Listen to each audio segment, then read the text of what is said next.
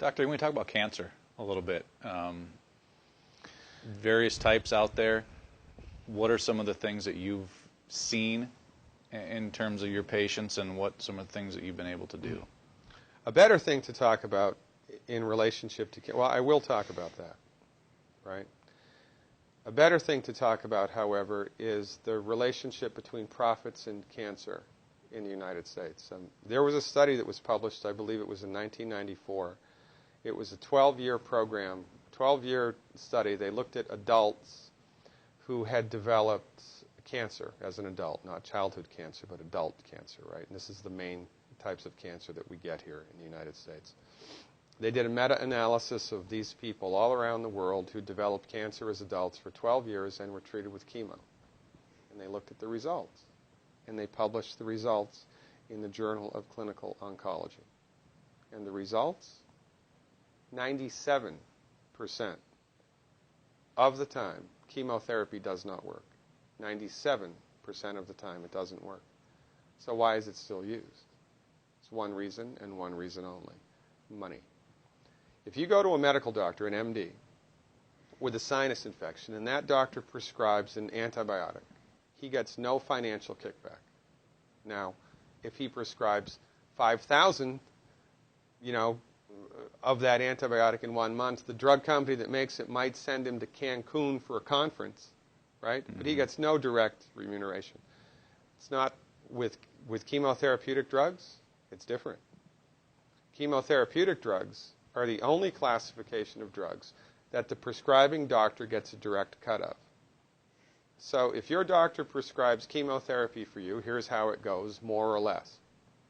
The doctor buys it from the pharmaceutical company for $5,000, sells it to the patient for $12,000, insurance pays $9,000, and the doctor pockets the $4,000 difference. And there ought to be a law.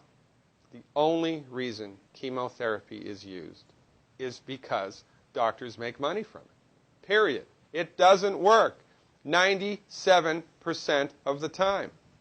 If Ford Motor Company made an automobile that exploded 97% of the time, would they still be in business? No. This is the tip of the iceberg of the control that the pharmaceutical industry has on us.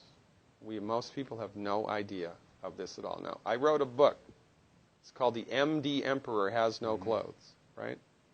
In my book, I have a bulleted list of 10 questions that every cancer patient should ask their doctor. 10 questions. I've had patients kicked out, literally, kicked out of the oncologist's office because the doctor was PO'd that the patient was asking him these questions. And these are just common sense questions. Cancer treatment in the United States, we have lost the war on cancer. We have lost the war on cancer. Why? Because cancer is not a reductionistic phenomenon. Cancer is a holistic phenomenon. And when you try to bring a reductionistic methodology like drugs and surgery to bear on a holistic phenomenon, you will completely miss the boat each and every time. You cannot do it. Medical doctors are like colorblind art critics. They can see that that's a boat. They can see the black and white outline, but they're completely blind to all of the colors and textures that make up the substance of the thing. It's no difference with cancer. The reason that people get cancer in the United States and the reason that we have completely lousy outcomes is because medical doctors are driving the research bus. When women get together and do a 5K run for breast cancer, all of that money, do you think any of that money goes to nutritional research? Do you think any of that money goes to homeopathic research or acupuncture or traditional Chinese medicine or naturopathic research? No.